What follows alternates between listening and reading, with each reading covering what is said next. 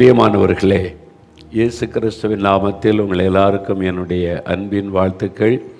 உங்களுக்காக நான் தேவனை ஸ்தோத்தரிக்கிறேன். நீங்கள் தற்செயலாக இந்த நிகழ்ச்சியை பார்க்கவில்லை. வானத்தையும் பூமியை உண்டாக்கின தேவன் உங்கள் மேலே அன்பு கூர்ந்து நீங்கள் இந்த நிகழ்ச்சியை பார்த்து தேவனுடைய ஆசீர்வாதத்தை பெற்றுக்கொள்ளும்படிக்கு உங்களுக்கு இந்த கிருபையை செய்திருக்கிறார் என்பதை நான் விசுவாசிக்கிறேன். இன்றைக்கு தான் புதிதாக இந்த நிகழ்ச்சியை பார்க்குற அநேகர் இருக்கிறீங்க. உங்களுடைய நண்பர்களோ உறவினர்களோ சொந்தங்களோ சொன்னதுனால இப்போ இந்த நிகழ்ச்சியை உட்கார்ந்து பார்த்து கொண்டு இருக்கிறீங்க. உங்களை வாழ்த்தி வரவேற்கிறேன். நீங்கள் கிறிஸ்தவராக இருக்கலாம், கிறிஸ்தவர் அல்லாதவராக இருக்கலாம். இயேசு கிறிஸ்து மதங்களுக்கெல்லாம் அப்பாற்பட்டவர். அவர் ஒரு குறிப்பிட்ட மதத்திற்குரிய கடவுள் அல்ல. அவர் உலகத்தின் இரட்சகர் என்பதாக வேத புஸ்தகத்தில் எழுதப்பட்டிருக்கிறது. அவர் சர்வலோகத்தின் ஆண்டவர் என்றும் சொல்லப்பட்டிருக்கிறது. முழு உலகத்திற்கும் எல்லா மக்களுக்கும் அவர் ஆண்டவரும் இரட்சகருமாய் இருக்கிறார். உங்களை உருவாக்கினவரும் அவர்தான், உங்களுக்காக சிலுவையிலே மரித்தவரும் அவர்தான், உங்களை நேசிக்கிறவரும் அவர்தான், உங்களுக்கு அற்புதம் செய்ய போகிறவரும் அவர்தான். இந்த நாளிலே உங்களுக்கு ஒரு அற்புதம் தேவை. ஏதோ ஒரு பிரச்சனை உங்களை பாதித்து கொண்டு இருக்கிறது. அது உங்களுடைய வியாதியாக இருக்கலாம், கடன் பிரச்சனையாக இருக்கலாம், குடும்ப பிரச்சனையாக இருக்கலாம், பிள்ளைகள் காரியமாக இருக்கலாம், திருமண காரியமாக இருக்கலாம், குழந்தை இல்லை என்கிற நெருக்கமாக இருக்கலாம். ஏதோ ஒரு காரியம் உங்களை வேதனைப்படுத்துகிறது, துக்கப்படுத்துகிறது. உங்கள் துக்கம் சந்தோஷமாய் மாறுவதற்கு ஒரு அற்புதம் நடந்தாக வேண்டும். எல்லாம் பார்த்தாச்சு, ஒன்றும் நடக்கிற மாதிரி தெரியல. ஒரு அற்புதம் நடந்தால் தான் உண்டு. அந்த அற்புதத்தை இயேசு இன்றைக்கு உங்களுக்கு செய்ய போகிறார். நீங்கள் இருக்கிற இடத்திலேயே இருந்து இந்த நிகழ்ச்சியில் ஜெபத்தில் பங்கு பெற்றீங்கன்னா அந்த அற்புதத்தை நீங்கள் பெற்றுக்கொள்ள முடியும். நாம் தேவனுடைய வசனத்தை தியானித்து ஜெபிக்க போகிறோம். உங்களுக்கு ஒரு அற்புதம் தேவை அப்படின்னு நான் சொன்னல, அந்த அற்புதத்தை இன்றைக்கு இயேசு உங்களுக்கு செய்ய போகிறார். அதற்கு முன்னால் வேத வசனத்திலிருந்து அவர் எப்படிப்பட்டவர் என்பதை அறிந்து கொள்ளணும். நாம் ஆண்டவரை அறிந்து கொள்ள தான் நம்முடைய விசுவாசம் பலனடையும். ஆண்டவரிடத்திலிருந்து அற்புதங்களையும் பெற்றுக்கொள்ள முடியும். அதனால் ஒரு நிமிடம் ஒரு ஜெபம் செய்து நம்ம அந்த ஜெபத்தை பிறகு வேத வசனத்தை நான் உங்களோடு பகிர்ந்து கொண்டு ஜெபிக்க போகிறேன். ஒரு நிமிடம் கண்களை மூடி ஜெபிக்கலாம். தகப்பனை, இந்த நாளுக்காக ஸ்தோத்திரம். என்னோடு நீங்கள் பேசணும், எனக்கு உம்மை வெளிப்படுத்தணும். என் வாழ்க்கையில் ஒரு அற்புதம் நடக்கணும். உங்களுடைய அற்புதத்திற்காக உங்களுடைய சமூகத்தில் நான் காத்திருக்கிறேன். இப்படி விசுவாசத்தோடு காத்திருக்கிற இந்த பிள்ளைகளோட இன்றைக்கி நீங்கள் பேசணும். ஆண்டவரே, நீங்கள் பேசுங்க, ஒவ்வொருவருக்கும் அற்புதம் செய்யுங்க. இயேசுவின் நாமத்தில் ஜெபிக்கிறோம் பிதாவே, ஆமேன் ஆமேன். நாம் இந்த அற்புத பெருவிழாவில் தொடர்ச்சியாக ஒரு காரியத்தை தியானித்து கொண்டு வருகிறோம். அது என்ன தெரியுமா? இயேசு எப்படிப்பட்டவர். லூக்கா 19 அதிகாரம் முதல் சில வசனம் வாசிக்கும் பொழுது, இயேசு கிறிஸ்து எரிகோ என்ற பட்டணத்திற்கு வருகிறார். அங்கே சகையு என்ற ஒரு பெரிய செல்வந்தன், பெரிய ஒரு பதவியில் இருக்கக்கூடியவன், ஒரு அரசாங்க வயலையில் இருக்கக்கூடியவன், இயேசு எப்படிப்பட்டவரோ என்று பார்க்க வகை தேடினான் என்பதாய் வாசிக்கிறோம். இயேசு அவனுக்கு தன்னை வெளிப்படுத்தி அவன் வீட்டிற்கே போய் அவனை ஆசீர்வதித்த சம்பவம் லூக்கா 19 அதிகாரத்தில் எழுதப்பட்டு இருக்கிறது. அது உண்மையாக நடந்த ஒரு சம்பவம். அந்த மனிதனுக்குள்ள ஒரு ஆவல் இருந்தது. இயேசு எப்படிப்பட்டவர், அவரை நான் பார்க்கணும், அவரை நான் அறிந்து கொள்ளணும் என்கிற வாஞ்சை. இயேசு பற்றி நிறைய கேள்விப்படுகிறீங்க. ஒவ்வொருத்தரும் ஒவ்வொரு விதமாய் கேள்விப்படுவார்கள். இயேசு கிறிஸ்து வெளிநாட்டு கடவுள் என்று கேள்விப்படுகிறவர்கள் உண்டு. நான் அப்படி தான் ஆரம்பத்தில் இந்துவாக இருந்தபோது இயேசுவை பற்றி யாராவது எனக்கு சொன்னால் பயங்கர கோபம் வரும். வெளிநாட்டு கடவுளை எதுக்கு எங்கே சொல்லுகிற என்பதாய் நான் கோபப்பட்டிருக்கிறேன், திட்டி இருக்கிறேன். அது என்னுடைய அறியாமை. நான் சரியாக அறிந்து விளங்கி கொள்ளாததுனால அந்த மாதிரி தவறான எண்ணம் கொண்டிருந்தேன். அப்படி தான் சிலர் சொல்லுவாங்க, அவர் வெள்ளைக்கார கடவுள், அவர் இங்கிலாந்துக்காரன் கொண்டு வந்தாங்க, அமெரிக்கக்காரன் கொண்டு வந்தாங்க, வெள்ளைக்கார கடவுள்னு சொல்லி. ஆக்சுவலாக பார்த்தா நம்முடைய ஆசிய கண்டத்தில் தான் இயேசு பிறந்தார், இங்கே தான் அவர் ஊழியம் செய்தார். ஆனால் அதெல்லாம் அறியாமையினால் அப்படி சொல்லுகிறவர்கள் உண்டு. இந்த மாதிரி அவர் கிறிஸ்தவ மத கடவுள் என்று சொல்லுகிறவர்கள். இயேசுவை பற்றி அப்படி ஒவ்வொருவருக்கும் ஒவ்வொரு அபிப்பிராயம் இருக்கும். ஒவ்வொருவரும் அவரை குறித்து அறிந்திருக்கிற விதம் வித்தியாசம். ஆனால் அவரை பற்றி முழுமையாக அறியணுமானா இந்த வேத புஸ்தகத்தில் தான் அவரை குறித்து தெளிவாக எழுதி கொடுக்கப்பட்டிருக்கிறது. அவருடைய பிறப்பு, ஊழியம், மரணம், உயிர்த்தெழுதல், அவருடைய போதனைகள் எல்லாமே இதில் இருக்கிறது. இவ்வளோ பெரிய புக்கை வாசித்து எப்படிங்க தெரிந்து கொள்வது அப்படின்னு நினைக்கிறீங்களா? இல்லை, இதில் புதிய ஏற்பாடு என்று இந்த சின்ன பகுதி, இந்த பின்பகுதி இருக்குல்ல, அது இவ்வளோ கொண்டு தான் இருக்கும். அதில் 4 சுவிசேஷம், மத்தேயு, மார்க்கு, லூக்கா, யோவான் என்று 4 சுவிசேஷம், இயேசுவோடு இருந்த சீஷர்கள் மூலமாக அந்த செய்திகள் எல்லாம் சொல்லப்பட்டு எழுதப்பட்டு பதிவு செய்யப்பட்டு இன்றைக்கு நம் கையில் இருக்கிறது. அதில் இயேசுவை பற்றி முழுமையாய் ஒரு சின்ன புஸ்தகத்திலே நீங்கள் வாசித்து விட முடியும். ஒருவேளை இவ்வளோ பெரிய புக்கெல்லாம் வாசிக்க முடியாதுங்க, சின்னதாக இருந்தால் வாசிக்கலான்னு சொன்னால், எங்கிட்ட காஸ்பல் ஒரு சுவிசேஷ புஸ்தகம் இருக்கிறது. இவ்வளோதான் சின்னதாக இருக்கும், ஒரு 100 பக்கம் இருக்கா, அவ்வளோதான். நீங்கள் கேட்ட அவங்களுக்கு நாங்கள் அனுப்பி வைப்போம். அதை நீங்கள் வாசித்து பார்த்தீங்கன்னா முழுமையாக அவரை பற்றி அறிந்து கொள்ளலாம். அவரை பற்றி நான் ஏன் அறிந்து கொள்ளணும் அப்படின்னு நீங்கள் நினைக்கிறீங்களா? என்ன, அவர் தான் உங்களை உண்டாக்கினவர், இந்த உலகத்தையே சிருஷ்டித்தவர், அவர் தான் அண்ட சராசரங்களையும் ஆண்டு நடத்துகிறவர். அவர் என்னென்ன சொன்னாரோ அதுதான் இன்றைக்கு உலகத்தில் நடக்கிறது. அதை நீங்கள் வாசிக்கும் போது அறிந்து கொள்ள முடியும். அதனால் இந்த ஆண்டவரை, இந்த சிருஷ்டிகரை நீங்கள் அறிந்து கொள்ள வேண்டியது அவசியம். அவர் எப்படிப்பட்டவர் அப்படின்னு சொன்னால், அவர் யாரை அழிப்பதற்கு இந்த உலகத்துக்கு வந்தார்? யாராவது அரக்கன் இருந்தானா? அந்த காலத்தில் பயங்கரமான அரக்கன் மக்களை கொடுமைப்படுத்தினவன், அவனை அழிக்கிறதுக்காக ஏசு அவதாரம் எடுத்து வந்தாரான்னா அப்படியே அல்ல. அவர் எதற்காக உலகத்திற்கு வந்தார்?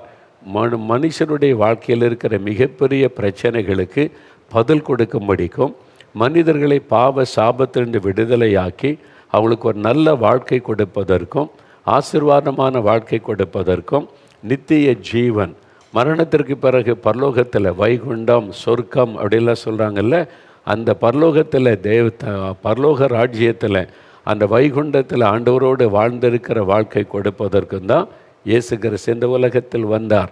அதை நீங்கள் இதை தெளிவாய் வாசிக்க முடியும். சரி, அவர் எப்படிப்பட்டவர்? நாம் ஒவ்வொரு மாதமும் அவருடைய ஒவ்வொரு குணங்களை, சுபாவங்களை தியானித்து கொண்டே நம்ம வருகிறோம். அவர் அன்பானவர், அவர் மனதுருக்கம் உள்ளவர், அவர் வல்லமை உள்ளவர், அவர் பரிசுத்தம் உள்ளவர், அவர் ஜனங்களுக்கு நன்மை செய்கிறவர். அவரை பற்றி ஏராளமாக இருக்கிறது. அதனால் அவரை பற்றி தியானிக்க ரொம்ப இனிமையாக இருக்கும். அவரை பற்றி அறிந்து கொள்ளும் பொழுது நாம் அவரிடத்திலிருந்து அற்புதங்களை சுலபமாய் பெற்றுக்கொள்ள முடியும். சரி, இன்றைக்கு அவரை பற்றி ஒரு காரியத்தை வேத வசனத்திலிருந்தே சொல்ல விரும்புகிறேன். பரிசுத்த யோவான் எழுதின சுவிசேஷம் 20ஆம் அதிகாரம் 30வது வசனத்தில், யோவான் 20ஆம் அதிகாரம் 30ஆம் வசனத்தில் ஒரு வசனம் சொல்லுகிறது, இந்த புஸ்தகத்தில் எழுதியிராத வேறு அநேக அற்புதங்களையும் இயேசு தமது சீஷருக்கு முன்பாக செய்தார். இயேசு எப்படிப்பட்டவர் அப்படின்னா, அற்புதங்களை செய்கிறவர். அவர் அற்புதங்களை செய்கிறவர். அவருக்கு பல பெயர்கள் இருக்குதில்ல. அவரை பற்றி தியானிக்க இங்கே வசனம் சொல்லுகிறது, அற்புதங்களை செய்கிறவர் இயேசு. அவர் செய்த ஏராளமான அற்புதங்கள் வேதத்தில் எழுதப்பட்டு இருக்கிறது. வேதத்தில் எழுதப்பட்டது கொஞ்சம்தான். இதில் எழுதியிராத வேறு அநேக அற்புதங்களையும் இயேசு செய்தார் என்று இயேசுவோடு கூட இருந்த சீஷன் அதை எழுதி வைத்திருக்கிறார். அவ்வளவு அற்புதங்களை செய்கிறவர் இயேசு. அவர் அற்புதங்களை செய்கிறவர். அந்த அற்புதம் இயேசு செய்கிறார் என்றால் யாருக்கு செய்கிறார்? இந்த அற்புதங்கள் யாருக்காக, எதற்காக? மனிதர்களுக்காக, பாதிக்கப்பட்ட மக்களுக்கு அற்புதம் செய்கிறார். வேதனை, கண்ணீர், கவலையில் இருக்கிற மக்களுக்கு அற்புதம் செய்கிறார். அந்த அற்புதத்தின் மூலமாய் தன்னை பெருமைப்படுத்தி கொள்வதற்கு அல்ல. ஆண்டவர் அற்புதம் செய்ததெல்லாம் மனிதருடைய துக்கத்தை சந்தோஷமாய் மாற்றுவதற்கு, பாதிக்கப்பட்ட மக்களுடைய வேதனைகளை நீக்குவதற்கு தான் அவர் அற்புதம் செய்தார். அவர் செய்த அற்புதங்கள் விதவிதம். பொதுவாக சொல்லுவாங்க, உனக்கு இந்த ஆசீர்வாதம் வேணும்னா இந்த கடவுள்கிட்ட போ, இந்த ஆசீர்வாதம் வேணும்னா இந்த கடவுள்கிட்ட போ, இந்த ஆசீர்வாதம் வேணும்னா அங்கே ஒரு கடவுள் இருக்கிற அங்கே போ, இப்படிலாம் சொல்லுவாங்க. இது பலருடைய நம்பிக்கை. ஆனால் எல்லா ஆசீர்வாதத்திற்கும் ஒரே ஒரு ஆண்டவர். உங்களுக்கு ஞானம் வேணுமா? அவர் தர முடியும். சுகம் வேண்டுமா? அவர் தர முடியும். உங்களை வாழ வைக்கணுமா? அவரால் முடியும். உங்களுடைய தேவைகளை சந்திக்கணுமா, அவராலே முடியும். அவங்களுக்கு சகல ஆசீர்வாதத்திற்கும் அவர் ஒருவர் இயேசு கிறிஸ்து. அவர்கிட்ட மட்டும் அவரை தேடி எங்கெங்கே போகிறது? 4 மாடிக்கு வரணுமா? இல்லை, தேவையில்லை. நீங்கள் இருக்கிற இடத்துக்கு இயேசு வந்திருக்கிறார்ல. இப்போ உங்கள் வீட்டுக்கு வந்திருக்கிறார், உங்கள் பக்கத்தில் தான் இருக்கிறாரு. நீங்கள் அந்த டிவிக்கு முன்னால் இருக்கும்போது இயேசுன்ற வார்த்தை கேட்குறீங்கள, இப்போ இயேசுவை பற்றி தானே கேள்விப்படுறீங்க. உங்களுடைய இருதயத்தில் இயேசுன்ற வார்த்தை வந்து விட்டார். இப்போ இயேசு அங்கே தான் இருக்கிறார், உங்கள் பக்கத்தில் தான் இருக்கிறார். எங்கெங்கே இருக்கிறாருன்னா கண்ணால் பார்க்க முடியாது. அவர் மரித்தும் உயிரோடு இருக்கிற ஆண்டவர், ஆவியாக இருக்கிறவர். அவர் மாம்ச கண்களால் பார்க்க முடியாது. அப்புறம் எப்படிங்க அப்படின்னு கேட்டிங்கன்னா, அவரை உணர முடியும். காற்று இருக்கிற உங்கள் வீட்டில் காற்று இருக்குதுல்ல, பார்க்குறீங்களா? பாருங்கள், காற்று எப்படி இருக்குதா பாருங்கள். கண்ணுக்கு தெரியலையே, உணர முடியுதில்ல. காற்று பட்ட உடனே உணர முடிகிறது. ஃபேன் போட்ட உடனே இந்த காற்றை நம்ம உணர முடிகிறது இல்லை? அதே மாதிரி நம்ம ஜெபம் பண்ணும்போது இயேசுவனுடைய தொடுதலை உணர முடியும், பிரசன்னத்தை உணர முடியும், அவர் இங்கு தான் இருக்கிறதை உணர முடியும். அதனால் அவர் கடவுள், பரிசுத்தமுள்ள ஒரு தேவன். அவர் மனிதர்களை நேசித்து வந்தாலும் அவர் மாம்ச கண்களால் பார்க்க முடியாது. சிலர் இயேசுவை பார்த்தேன்னு சொல்கிறாங்களே, பார்க்க முடியும். நீங்கள் ரட்சிக்கப்பட்டு அபிஷேகம் பெற்று பரிசுத்த வாழ்க்கைக்கு அர்ப்பணித்து காத்திருந்து ஜெபம் பண்ணி அப்படி இருக்கும்போது உங்களுடைய ஆவிக்குரிய கண்களை திறந்து அவர் யாருக்கு தன்னை வெளிப்படுத்த சித்தமாக இருக்கிறாரோ அவங்களுக்கு வெளிப்படுத்துவார். அதனால் இயேசு கிறிஸ்துவை பார்க்கவும் முடியும், அவருடைய குரலை கேட்கவும் முடியும். அதான் இப்போ உங்களுக்கு தேவை ஒரு அற்புதம், அவருடைய தொடுதல், அவர் கொடுக்கிற விடுதலை. அதுக்கு இயேசு உங்கள் பக்கத்தில் வந்திருக்கிறார். நீங்கள் அதை விசுவாசித்தால் போதும், இயேசு இங்கே இருக்கிறார் என்பதை விசுவாசித்தால் போதும், உங்களுக்கு அற்புதம் நடக்கும். சரி, இந்த நாளில் ஒரு 3 காரியத்தை நான் வேதத்திலேருந்து உங்களுக்கு சொல்லி அந்த அற்புதம் நடந்த விதத்தை சொல்லி அதே மாதிரி இன்றைக்கும் இயேசு அற்புதம் செய்கிறார் என்பதற்கான சாட்சிகளையும் உங்களுக்கு காண்பிக்க போகிறேன். வீடியோவில் நீங்கள் பார்க்க போகிறீங்க. அப்புறம் தான் நம்ம ஜெபிக்க போகிறோம். முதலாவது இயேசு செய்த ஒரு அற்புதம் பரிசுத்த லூக்கா எழுதின சுவிசேஷம் 7வது அதிகாரம் 37-38 வசனத்தில் வாசிக்கும்போது இயேசு கிறிஸ்து ஒரு வீட்டில் விருந்துக்கு அழைக்கப்பட்டு தன்னுடைய சீஷரோடு அந்த வீட்டில் போய் விருந்துக்கு அமர்ந்திருந்தார். அப்பொழுது ஒரு பெண், அந்த ஊரில் இருந்த ஒரு பெண், அவருடைய பெயர் சொல்லப்படவில்லை, பாவியான பெண் என்று வேதம் குறிப்பிடுகிறது. அவள் அந்த வீட்டுக்கு இயேசு வந்திருப்பதை கேள்விப்பட்டு வந்தாள். வந்தவள் நேர இயேசுவின் பாதத்தில் போய் விழுந்து விட்டாள். அவருடைய கண்ணீரினால் இயேசுவின் பாதத்தை நனைத்தாள். அழுகிறாள். அவருடைய கண்ணீர் இயேசுவின் பாதத்தை நனைக்கிறது. எல்லாரும் பார்க்குறாங்க ஒரு மாதிரி, ஐயோ இந்த பெண், அந்த வீட்டுக்காரனுக்கு தெரிந்து விட்டது, இவள் பாவியான பெண், இவள் விபச்சாரத்தில் வாழுகிற பெண், இவள் அநேகருடைய வாழ்க்கையை நாசப்படுத்தின ஒரு பெண், இவளை பற்றி இந்த ஊருக்கே தெரியுமே இவளுடைய நடக்கை, இவ எப்படி வீட்டுக்குள்ளே வந்தாள், இவள் எப்படி இயேசுடைய பாதத்தில் விழுந்திருக்கிறாள், இயேசு எப்படி இதை அனுமதிக்கலாம், இவளை வெளிம்பு போக சொல்லியிருக்கணுமே, இவர் தீர்க்கதரிசி கடவுள்னு சொன்னால் எப்படி இதை அனுமதிக்க முடியும் என்பதாக நினைக்கிறான். ஆனால் இயேசு வித்தியாசமாய் பார்க்கிறார். அவள் தன் பாவத்தை குறித்த உணர்வடைந்து மனம் திரும்பி வந்திருக்கிறாள். ஐயோ நான் பாவம் செய்துட்டேன், சமாதானத்தை இழந்துட்டேன், எனக்கு நிம்மதி இல்லை, எல்லாரும் என்னை பாவியை புறக்கணிக்கிறாங்க, என் பாவம் மன்னிக்கப்படாதா, இந்த பாவத்திலிருந்து விடுதலை கிடைக்காதான்னு ஒரு ஏக்கத்தோட யார் என் பாவத்தை மன்னிப்பாங்க, யார்கிட்ட போனால் எனக்கு பாவ மன்னிப்பு கிடைக்கும் என்று ஏங்கி கொண்டிருந்த போது தான் இயேசுவை பற்றி அவள் அறிந்தாள்.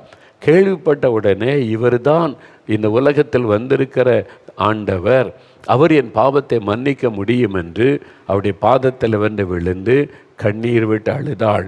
லூக்கா 7:37-38 வாசிக்கிறோம். அவள் அழுத போது இயேசு என்ன செய்கிறார்?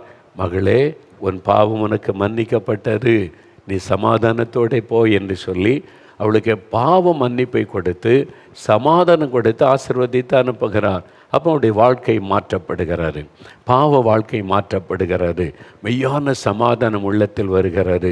இதுவரை அவள் செய்த பாவங்கள் எல்லாம் மன்னிக்கப்படுகிறது.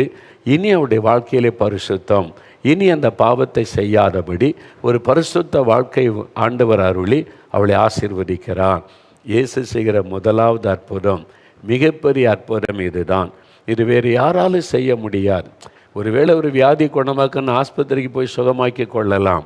ஆனால் பாவத்தை மன்னித்து பாவத்திலிருந்து விடுதலை பெற இயேசுவை தவிர வேறு யாராலும் இந்த அற்புதத்தை செய்யவே முடியாது. ஆனால் நிறைய பேர் பாவ மன்னிப்புக்குன்னு பல வழிகளை சொல்லுவாங்க. அது உண்மையானு நீங்கள் சோதித்து பார்க்க வேண்டும். ஆனால் இயேசு கிறிஸ்து பாவிகளின் இரட்சகர் என்று அழைக்கப்பட்டவர், மனிதனை பாவத்துக்கு நீங்களாக்கி ரட்சிக்கவே உலகத்தில் வந்தவர் என்று வேதத்தில் சொல்லப்பட்டிருக்கிறது. சரி, அன்றைக்கு அவருடைய பாவத்தை மன்னித்து அவருடைய பாவ வாழ்க்கையை இயேசு மாற்றினார். இப்போ அதெல்லாம் 2000 வருஷத்துக்கு முன்னால் நடந்தது. இப்போ அப்படி நடக்குமாங்க அப்படின்னு நினைக்க. ஏன்னா இப்போ நான் மதுபானம், போதை வஸ்துகள், இது ஒரு பாவத்தை விட முடியாமல் இருக்கிற அந்த பாவம் என்னை ரொம்ப வாதிக்குது. நிம்மதி இல்லை, சமாதானம் இல்லை. எங்கள் வீட்டில் வேறு என்னை குற்றப்படுத்துகிறாங்க. செல்ஃபோனுக்கு அடிமையாயிட்டேன், இந்த போதை மருந்துகளுக்கு அடிமையாயிட்டேன், பாக்கு வெத்தலை புகையிலன்னு ஐயோ நிறைய காரியம் அடிமையாக்கி விட்டது. யார் மன்னிப்பாங்க, விடுதலை தருவாங்க, எனக்கு தெரியலையே அப்படின்னு சொல்லி ஏங்குறீங்களா? இன்றைக்கும் இயேசு அதே மாதிரி அற்புதம் செய்வார். இயேசு கிறிஸ்து விடுதலை ஆக்கினால் மெய்யாகவே விடுதலை ஆவீர்கள். யோவான் 8:36 ஆண்டவர் வாக்கு கொடுத்திருக்கிறார். அப்போ இயேசு கிறிஸ்துவால் தான் ஒரு மனிதனை பாவத்தின் வல்லமையிலிருந்து விடுவிக்க முடியும். மற்றவங்க சும்மா பக்தியில் திருப்தி அப்படின்னு சொல்லிக்கிட்டு இருப்பாங்க. ரியலாக இதிலேருந்து எனக்கு விடுதலை, சமாதான, நிம்மதி அப்படின்னு சொல்ல முடியாது. இயேசு கிறிஸ்து தான். ஏனென்றால் அவர்தான் பாவிகளின் இரட்சகர். மனிதனுடைய பாவத்திற்கு அவர் பரிகாரத்தை உண்டாக்கினார். இப்போ எல்லோரும் சொல்லுவாங்கள்ல, பரிகாரம் பண்ணிடலாம். என்னங்க பரிகாரம் பண்ணுறது அப்படின்னு சொன்னால் ஒவ்வொருத்தரும் ஒன்று சொல்லுவாங்க. இவ்வளோ பணம் செலவு பண்ணணும், இதை பலி செலுத்தணும், எது செய்யணும், நீங்கள் நடந்து போகணும், இதெல்லாம் நீங்கள் செஞ்சீங்கன்னா பரிகாரம் அப்படின்னு. அப்போது நமக்கு பரிகாரம் இயேசு. வேதத்தில் இயேசுக்கு ஒரு பேர் உண்டு, பரிகாரி. அவர் பாவத்துக்கு பரிகாரி, சாபத்துக்கு பரிகாரி. ஏன்னா வேதம் சொல்லுகிற ரத்தம் சிந்துதல் இல்லாமல் பாவ மன்னிப்பு உண்டாகாது. இப்போ மூல வேதம், நம்ம இந்துக்களுடைய மூல வேதம் ரிக் வேதம்னு சொல்லுவாங்க. ரிக் வேதம் பார்த்துருக்கீங்களா நீங்கள்? இது கிறிஸ்தவங்க வேதம். ரிக் வேதம் இந்துக்களுடைய மூல பழமையான வேதம்பாங்க. சில புக் ஸ்டாலில் கிடைக்கும், நீங்கள் போய் வாங்குங்க. வாங்கி கடவுளை பற்றி அதில் என்ன சொல்லியிருக்குன்னு வாசிங்க. அதில் ஒரு காரியம் சொல்லியிருக்கிறது, கடவுள் மனிதனாய் ரத்தம் சிந்தி மரித்து உயிரோடு எழும்புறது மூலமாக தான் மனிதனுக்கு பாவம் மன்னிப்புன்னு சொல்லி அந்த வேதத்தில் எழுதியிருக்கிறது. நம்ம அதை பற்றி கேள்விப்பட்டிருக்கிறோம், பார்த்ததில்லை, வாசித்ததில்லை. இதுதான் நம்முடைய ப்ராப்ளம். நீங்கள் வாங்கி வாசிங்க, அதில் கடவுளை பற்றி என்ன சொல்லியிருக்குன்னு பாருங்கள். அப்போ ரத்தம் சிந்துதல் இல்லாமல் பாவ மன்னிப்பு உண்டாகாது. பைபிள்லேயும் சொல்லியிருக்குது, எல்லா வேதங்களும் அதை குறிப்பாக சொல்லுது. அப்போ மனிதனுக்காக ரத்தம் சிந்து மரித்தது யார்? இயேசு கிறிஸ்து ஒருவர் தான். அவர் தான் மனிதனுடைய பாவத்துக்காக தன்னை பலியாய் கொடுத்து 3ஆவது நாள் உயிரோடு கூட எழுந்தார். அவர் மரணத்தை ஜெயித்து எழுந்தார். அதனால தான் அவர் பாவத்துக்கு பரிகாரி. அவர் மனிதனுடைய பாவத்துக்காக அடிக்கப்பட்டு நொறுக்கப்பட்டு தன் இரத்தத்தை சிந்தினதுனால அவர் மட்டும்தான் ஒரு மனிதனுடைய பாவத்தை மன்னிக்க முடியும், பாவத்திலேருந்து விடுதலை கொடுக்க முடியும். அதனால தான் இந்த மாதிரி நிறைய பேர் விடுதலை ஆகுறாங்க பாருங்களேன். அப்போ இன்றைக்கு உங்களுக்கு விடுதலையின் நாள். இயேசுவே என் பாவத்தை மன்னிங்க, நீங்கள் தான் என் பாவத்துக்கு பரிகாரி, என் பாவத்திற்காக ரத்த சிந்தி மரித்து உயிர்த்தெழுந்தீங்க, நான் விசுவாசிக்கிறேன், எனக்கு விடுதலை கொடுங்க, மன்னிப்பு கொடுங்கன்னு கேட்டு பாருங்கள்.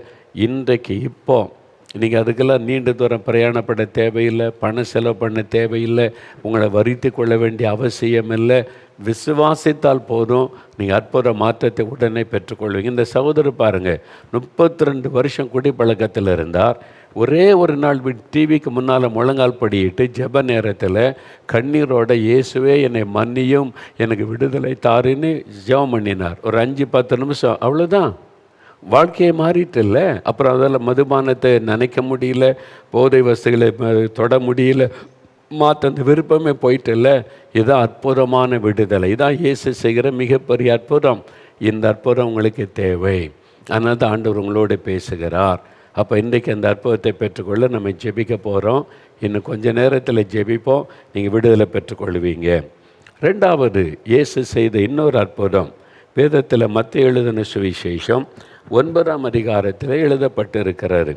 அதில் என்ன சொல்லியிருக்குன்னா, ஒரு திமிர்வாதக்காரனை இயேசுவண்டை கொண்டு வந்தாங்க. திமிர்வாதம், அவன் பாதிக்கப்பட்டவன், அந்த கை கால்களெல்லாம் முடக்கப்பட்டு அப்படியே சுருங்கி போகிற உடம்பு, அந்த திமிர்வாதம் வந்ததுன்னா அப்போ படுக்கையில் தான் இருக்க முடியும், எழும்ப முடியாது, நடக்க முடியாது, உடம்பெல்லாம் சுருங்கி விடும். சில சமயம் படுக்கையில் கட்டி வச்சுருப்பாங்க, அது பாதிப்பை உண்டாக்குன்னு சொல்லி. அப்போ அப்படிப்பட்ட ஒரு மனிதன் அவனுடைய நண்பர்கள் இயேசுவண்டை கொண்டு வர்றாங்க. இந்த மாதிரி இவன் திமிர்வாதத்தில் பாதிக்கப்பட்டு கஷ்டப்படுகிறான், இயேசுவனிடத்தில் கொண்டு போனால் சரியாயிருன்னு சொல்லி இயேசுவனிடத்தில் கொண்டு வந்து வைக்கிறாங்க. இயேசு அவனை பார்க்கிறார். அப்படியே முடங்கி கிடக்கிறான், திமிர்வாத நோயினாலே பாதிக்கப்பட்டு நடக்க முடியாது, கை கால்களை நீட்ட முடியாது. இயேசு அவனை பார்க்கிறார், மனதுருகுகிறார். ஐயோ, என்னால் சிருஷ்டிக்கப்பட்ட ஒரு மனிதன். ஆனால் ஆண்டவருக்கு தெரியும் அவனுடைய பாவத்தினால தான் அந்த பாதிப்பு என்ன. அதனால் இயேசு முதலாவது அவனுடைய பாவத்தை மன்னிக்கிறார். மகனை திடன்கொள், உன் பாவம் மன்னிக்கப்பட்டது அப்படின்னு மன்னிச்சிட்டு அப்புறம் எழும்பு, உன் படுக்கை எடுத்துக்கொண்டு நட, அவ்வளோதான் சொல்லுகிறார். அவ்வளோதான் இயேசு செஞ்சார். அவர் மந்திரம் மாயெல்லாம் போடலை. அவருடைய வார்த்தையிலே வல்லமை உண்டு, இயேசுடைய பிரசன்னத்தில் ஒரு வல்லமை உண்டு. அவர் சொன்ன உடனே பாருங்கள், அவன் எழும்புகிறான், கை காலெல்லாம் சரியாயிட்டு நிற்கிறான், நடக்கிறான். பாவன் படுக்கை எடுத்துக்கொண்டு நடந்து போகிறான். அற்புதமான ஒரு மாற்றம். என்னங்க இப்படிலாம் இன்றைக்கி நடக்குமா அப்படின்னா நடக்கும். நேற்று தினத்தில் திறப்பின் வாசல் ஜெபம் நடைபெற்றது. 4 மாவடியில் திறப்பின் வாசல் ஜெபம். ஒரு அம்மா வந்து சாட்சி சொன்னாங்க பாருங்கள், காரில் இருந்து அவங்கள படுக்கையோடு தூக்கி கொண்டு தான் உள்ளே வச்சாங்க. அவங்களால நடக்க முடியாது. உள்ளே வரும்போது தூக்கி கொண்டு வந்து தான் தேவனுடைய கூடாரத்தில் வச்சாங்க. நாங்கள் தேசத்துக்காக ஜெபம் பண்ணோம், வசனத்தை சொல்லி ஜெபித்தோம். அவங்கள நான் பார்த்ததும் இல்லை, அவங்க பக்கத்தில் போய் நான் ஜெபித்ததும் இல்லை. அவங்க கூட்டத்தில் 40,000 பேர் மக்களுக்கு மத்தியில் இருக்கிறாங்க. திடீர்னு ஆண்டவருடைய பிரசன்னம் இறங்கின உடனே விடுதலையாகி எழும்பி நடந்து மேடைக்கு ஓடி வந்துட்டாங்க. அவங்க சொல்லாங்க, நடக்க முடியாது, என்னை தூக்கிட்டு வந்தாங்க காரில், அங்கே தூக்கி கொண்டு தான் உள்ளே வச்சு படுக்க வச்சுருந்தாங்க. இப்போ நான் நடக்கிறேன்னு மேடையில் வந்து நல்ல சுகத்தோட எப்படி இருக்க எக்ஸைட்மெண்ட்டில் அவங்கள கூட்டிகிட்டு வந்தவங்களுக்கு இன்னும் பெரிய சந்தோஷம். ஒரு வாலிப மகளை வீல் சேரில் வச்சு கூட்டிகிட்டு வந்தாங்க. நடக்க முடியாது அப்படின்னாங்க. வீல் சேரில் உட்கார வச்சு தான் தள்ளிக்கிட்டு வந்தாங்க. கடைசியில் ரெண்டு ஜெபிக்க வந்தபோது ரொம்ப வேதனை. மெலிந்த சரீரத்தோட வாலிப பெண் இந்த மாதிரி ஆயிட்டா அவருடைய எதிர்காலம் என்னன்னு சொல்லி எங்கள் ஊழியத்தில் ஒரு தம்பியை பார்த்து, தம்பி இது ஜெபம் பண்ணுங்க அப்படின்னு சொல்லிவிட்டு நான் மற்றவங்களுக்காக ஜெபித்து கொண்டு இருந்தேன். அப்புறம் பாருங்கள், கொஞ்ச நேரம் கழித்து பார்த்தா மேடையில் நான் நின்று ஜெபிக்கிற அந்த மகள் நடந்து கொண்டு இருக்கிறாள். இங்கே வீல் சேரை விட்டு எழும்பி நடந்து, அவளுக்கு அவ்வளோ பெரிய சந்தோஷம். இயேசு இன்றைக்கும் அற்புதம் செய்கிறார். எத்தனை சாட்சிகள் வேண்டும்? 1 2 அல்ல, இன்றைக்கும் இயேசு அற்புதம் செய்கிறார். அவர் நேற்றும் இன்றும் என்றும் மாறாதவர். என்றைக்கோ நடந்த புராண கதையில் இயேசுனுடைய சரித்திரம், அது சரித்திரம், நடந்த சம்பவம். அதனால் தான் இன்றைக்கும் அதே விதமான அற்புதத்தை இயேசு செய்து கொண்டிருக்கிறார். நாங்கள் நம்புகிறோம் என்பதல்ல, இன்றைக்கு அற்புதம் செய்கிறார் என்பதை கண்கூடாய் பார்க்கிறோம். நீங்கள் அப்படி கஷ்டப்படுறீங்களா? அந்த மனிதனை நடக்க வைத்த ஆண்டவர், அது பக்கவாதமாக இருக்கலாம், முடக்கவாதமாக இருக்கலாம், அல்லது திமிர்வாதமாக இருக்கலாம், அல்லது எந்த விதமான வாத பிரச்சனையாகவும் இருக்கலாம். இயேசுடைய ஒரு தொடுதல், இயேசுடைய ஒரு வார்த்தை உங்களை சந்தித்தாலே போதும், சுகம் உண்டாகிவிடும். அவருடைய வார்த்தையிலே வல்லமை உண்டு, அவருடைய தொடுதலிலே வல்லமை உண்டு. அவருடைய பிரச்சனை உங்கள் வீட்டுக்குள்ளே இருக்கிறதுனால நீங்கள் ஜெபிக்கும் போது அவருடைய தொடுதலை உணர்வீங்க, அற்புதம் நடக்கும். இயேசு எங்கோ தூரத்தில் இருக்கிற ஆண்டவர் கிடையாது. அவர் ஜனங்கள் மத்தியிலே வாசம் பண்ணுகிற தேவன். அவர் உங்கள் பக்கத்தில் வந்திருக்கிறார். இப்போ உங்கள் வீட்டில் நீங்கள் இந்த செய்தியை கேட்டுக்கொண்டிருக்கும் போது உங்களுடைய இருதயத்தை கவனிக்கிறார். எத்தனை பேர் துக்கமாக பாரத்தோடு அதை விசுவாசத்தோடு ஜெபிக்கிறீங்க என்பதை கவனிக்கிறார். அவர் பாருங்கள், வீட்டில் இருந்து கொண்டே விசுவாசத்தோடு ஜெபிக்கிறார். அப்போது வல்லமை அவரை தொட்டதை உணர முடிந்தது. அதுதான் ஆண்டவருடைய வல்ல. அதுதான் நான் சொன்னேன், எப்படி காற்றை பார்க்க முடியாது உணர முடியுமோ, இயேசுவை பார்க்க முடியாது, அவருடைய தொடுதலை வல்லமையை உணர முடியும். சில சமயத்தில் ஒரு கை நம்மை தொடுவதை அப்படியே உணர முடியும், பார்க்க முடியாது. அதான் என் வாழ்க்கையில் நடந்தது. நான் மரணப்படுக்கையில் சாக கடந்த போது ஒரு கரம் அப்படியே என்னை தொட்டதை, ஒரு மனுஷ கரம் தொட்டதை போல் நான் உணர்ந்தேன். நான் பார்த்தா கை கண்ணுக்கு ஒன்றும் தெரியல, ஆனால் உணர முடிகிறது. அப்போ தான் ஒரு வல்லமை என் சரீரத்தில் பாய்ந்தது. நொண்டியாயிருந்த நான் எழும்பி நடக்க ஆரம்பித்தேன். அப்போ அவர் இதே மாதிரி தான் இன்றைக்கும் இயேசு அற்புதம் செய்கிறார். பாருங்கள், மரணப்படுக்கையில் இருந்தாங்களோ உடனே அடுத்த நிமிஷமே சுகம். பார்த்தீங்களா? Miracle healing. இதான் அற்புதம் என்பது. இனி அவ்வளோதான் முடிஞ்சது, அவ்வளோதான்ற நிலைமையில் ஒரே ஒரு தொடுதல், இயேசுடைய வல்லமை தொட்டது, உடனே ஒரு மாற்றம். பார்த்தீங்களா? சிம்மராக்கள். இதான் இயேசு அற்புதமானவர். அற்புதம் செய். அவருக்கு எதாவது காசு கொடுத்தாங்களா? சொல்லுங்கள். அவருக்கு இயேசுவுக்கு எதாவது காசு கொடுத்தாங்களா? பரிகாரம் செய்யணுன்னு காசு கொடுத்து அதை செய்து இதை செய்து எதாவது பண்ணாங்களா? அவங்க இந்த அற்புதத்திற்கு எனக்கு சம்பந்தம் இல்லை, நான் அற்புதம் செய்கிற இயேசுவை சொல்லுகிறேன். இயேசுவை நோக்கி கூப்பிட்டிங்கன்னா உங்களுக்கு அற்புதம். நீங்கள் அந்த சகோதரர் பாருங்களேன், அவர் மோகன்லாஸை நோக்கி கூப்பிட்டாரா? இல்லை, இயேசுவை தான் கூப்பிட்டார். அப்போ இயேசுக்கும் அந்த அற்புதத்துக்கு தான் சம்பந்தம். நான் ஒரு வேலைக்காரன், அவரை இயேசுவை சுமக்கிற ஒரு கழுதை. அவர் சொல்லுற உங்களுக்கு சொல்கிறேன், அவர் உங்களை நேசிக்கிறார், உங்களுக்கு விடுதலை தருவார்னு சொல்லி. அவ்வளவுதான். பாருங்கள், இயேசு கிறிஸ்துக்கிட்டேருந்து அற்புதமாக இலவசமாக விடுதலை பெற முடியும் நீங்கள். இதுதான் உண்மைக்கும் பொய்யுக்கும் உள்ள வித்தியாசம். உண்மையான கடவுள் காசு கேட்க மாட்டார். நீ அற்புதம் வேணுமா, பரிகாரம் செய்யணுமா, கொண்டு வா, காசு கொண்டு வா, இந்த படி வை, அதை வை, இதை வை, அப்போ தான் பாவத்துக்கு உனக்கு விடுதலை, அப்படிலாம் சொல்லுகிறவர் கடவுளாக இருக்கவே முடியாது. அறிந்து கொள்ளுங்கள். கடவுள் என்கிறவர் நம்முடைய தகப்பன். முழு உலகத்தையும் பிள்ளைகளைப் போல நேசிக்கிறார். ஒரு தகப்பன் பிள்ளைகளை ஆசீர்வதிக்க சுகமாக்க காசு கேட்பாரா? அவர் தகப்பனாக இருக்க மாட்டார். அப்போ கடவுள் என்கிறவர் அது கூட இது கூட நீ கேட்டு உனக்கு மன்னிப்பு தர்றேன், உனக்கு சுகம் தர்றேன், ஆசீர்வாதம் தர்றேன்னு சொன்னால் அவர் கடவுளே அல்ல. அதான் உண்மைக்கும் பொய்க்கும் உள்ள வித்தியாசம். இயேசு இவ்வளோ பேருக்கு அற்புதம் செய்தார், நீங்கள் பார்க்குறீங்க சாட்சிகளை. யார்கிட்ட அது இது கொடு அதை கொடுன்னு கேட்டாரா? இலவசம். பாவம் மன்னிப்பு இலவசம், சுகம் இலவசம், விடுதலை இலவசம். அதான் மெய்யான கடவுள். அதான் நீங்கள் வித்தியாசத்தை புரிந்து கொள்ள வேண்டும். இதை நீங்கள் அறிந்து கொள்ளுங்க. அதனால்தான் பாருங்கள், இந்த இயேசு கிறிஸ்து அந்த சகோதரை தொட்டு இன்றைக்கி எவ்வளோ அற்புதம். போன வருஷம் ஜூலை மாதத்தில் அற்புதம் நடந்தது. அப்போ இத்தனை கிட்டத்தட்ட 1.5 வருஷம் கடந்து விட்டார். நல்ல சுகமாக கார் ஓட்டுறாங்க, நடக்கிறாங்க, போகிறாங்க. வியாதி வந்த அறிகுறியே இல்லை. அதான் இயேசு. இந்த இயேசு கிறிஸ்து எனக்கு செய்வாரா? நான் படுக்கையில் இருக்கிறேனே, கையை நாடாமல், ஐயோ பயன்படுத்த முடியல, நடக்க முடியல, படுக்கையில் இருக்கிறேனே. இயேசு உங்களுக்கு செய்வார். அவர் உங்களையும் நேசிக்கிறார். நீங்கள் அவரை மாதிரி ஜெபிக்கணும், அவ்வளவுதான். இயேசுவே, என் பாவத்தை மன்னித்து எனக்கு சுகம் கொடுங்க. நான் என்ன பாவம் செய்திருந்தாலும் மன்னிச்சு இனி பாவம் செய்யாத ஒரு வாழ்க்கையும் எனக்கு வேணும், சுகமும் எனக்கு வேணும்னு கேளுங்க. இயேசு கட்டாயம் அற்புதம் செய்வார். உங்களுடைய இருதயத்தை பார்க்கிற தேவன். அவர் காணிக்கையை பார்த்து அற்புதம் செய்கிறவர் அல்ல, பரிசை பார்த்து காணிக்கை பார்த்து இல்லை. அவர் இருதயத்தை பார்க்கிற தேவன். அவரை விசுவாசிக்கணும், அவ்வளோதான். உண்மையாக அவனுடைய பாவத்தை விட்டு மனம் திரும்பணும், அவ்வளவுதான். நீங்கள் மனம் திரும்பி இயேசுவே என் பாவத்தை மன்னித்து சுகம் கொடுங்க, என் கணவருக்கு சுகம் கொடுங்க, என் பிள்ளைக்கு சுகம் கொடுங்கன்னு கேட்டுட்டா உடனே இயேசு மனம் இறங்கிடுவார். என்னால் ஒரு மனதுருக்கமுள்ள ஒரு ஆண்டவர். அவர் சொல்லுகிறார், ஜனங்களுக்காக நான் பரிதபிக்கிறேன். இவங்க என்னால் உண்டாக்கப்பட்ட ஜனம். அவங்க கிறிஸ்தவர் அல்லாதவங்களாக இருந்தால் என்ன, அவங்க வேறு நம்பிக்கையில் இருந்தால் என்ன, அவங்களுக்கு தெரியல. அதனால் பல நம்பிக்கையில் இருக்காங்க. ஆனால் நான் தானே அவங்கள சிருஷ்டித்தேன், நான் தானே அவங்களுக்காக சிலுவையிலே மரித்தேன். ஜனங்களுக்காக பரிதபிக்கிற ஒரு ஆண்டவர். மக்களுக்காய் பரிதபிக்கிறார், உங்களுக்காய் பரிதபிக்கிறார். ஐயோ, இந்த பிள்ளை இப்படி வியாதியில் கஷ்டப்படுகிறதே, இந்த மகன் கஷ்டப்படுகிறானே. அப்போ இவ்வளோ ஆண்டவர் அன்பாக இருந்தால் இந்த வியாதி வேதனை விபத்தெல்லாம் வராமல் தடுக்கலாம்ல. எதுக்கு அப்படின்னு கேட்டால் அதுக்குள்ளே நிறைய சத்தியம் இருக்கிறது. அது கடவுள் பொறுப்பல்ல, பிசாசு. இந்த உலகத்தின் அதிபதி என்று சொல்லப்படுகிற சாத்தான் என்று சொல்லப்படுகிற பிசாசு. அப்படி ஒரு நாள் வருது, வியாதியே இல்லாத, மரணமே இல்லாத ஒரு நாள் வரும். இயேசு திரும்ப வந்து இந்த முழு உலகத்தை ராஜாவாக இருந்து ஆட்சி செய்ய போகிறார்.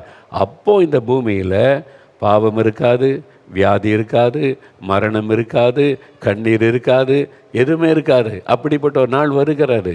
அது இயேசு வந்து ஆட்சி பண்ண போகிறார் முழு உலகத்தையும். இந்த வேதத்தில் சொல்லப்பட்டிருக்கிறது, அது சீக்கிரம் நடக்க போகிறது. அப்போ அந்த ஒரு வாழ்க்கை சீக்கிரம் நமக்கு கிடைக்க போகிறது. 1000 வருஷ அரசாட்சி என்று வேதத்தில் சொல்லப்பட்டிருக்கிறது. இப்போ இந்த பூமியில் சாத்தான் என்கிற பொல்லாத சத்துருக்கிரியை செய்கிறான். அவன் தன்னையே கடவுளாய் காண்பித்து கொள்ளுவான். அவன் பிசாசு, சாத்தான். ஆனால் தன்னை கடவுள் மாதிரி காமிச்சிட்டு ஏன்ட்டு வாங்க எல்லாத்தையும் தீர்ப்பம்பான். அது கொண்டு வா, இது கொண்டு வா, இதை தொடு, அதை கொடுன்னு எல்லாத்தையும் பிடுங்கிட்டு ஏமாற்றி அனுப்பிடுவான். அவன் பொய்யனும் பொய்க்கு பிதாவுமாய் இருக்கிறவன் என்று அவனை பற்றி பைபிளில் நிறையா சொல்லப்பட்டு இயேசுவே சொல்லுகிறான். அவன் திருடன், ஏமாற்றுகிறவன், பொய்யன், கொலை பாதகன், எல்லா தீமைக்கும் அவன் தான் காரணம். மனிதர்களை பாவம் செய்ய வச்சு அவங்களை வியாதிக்குள்ளாக்கி சாபத்துக்குள்ளாக்கி விடுவான். ஆனால் அதிலிருந்து விடுதலை கொடுக்க தான் இயேசு என்கிற ரட்சகர். நீங்கள் விசுவாசித்து வந்தால் பாவத்தை மன்னித்து பாவத்துக்கு நிமித்தமாய் வருகிற வியாதியெல்லாம் மாற்றி சுகமாக்குகிறவர். அதான் பார்க்குறேன். இன்றைக்கு உங்களுக்கு ஒரு அற்புதம் நடக்கும். நீங்கள் இயேசுவே எனக்கும் விடுதலை கொடுங்க, இவங்களுக்கெல்லாம் விடுதலை கொடுத்துருக்கீங்களே, எங்கள் அப்பாவுக்கு எங்கள் அம்மாவுக்கு என் குழந்தைக்கு சுகம் கொடுங்க, நீங்கள் விசுவாசத்தோடு ஜெபிச்சிங்கன்னா இன்றைக்கு உங்களுக்கு இதே மாதிரி அற்புதம் நடக்கும்.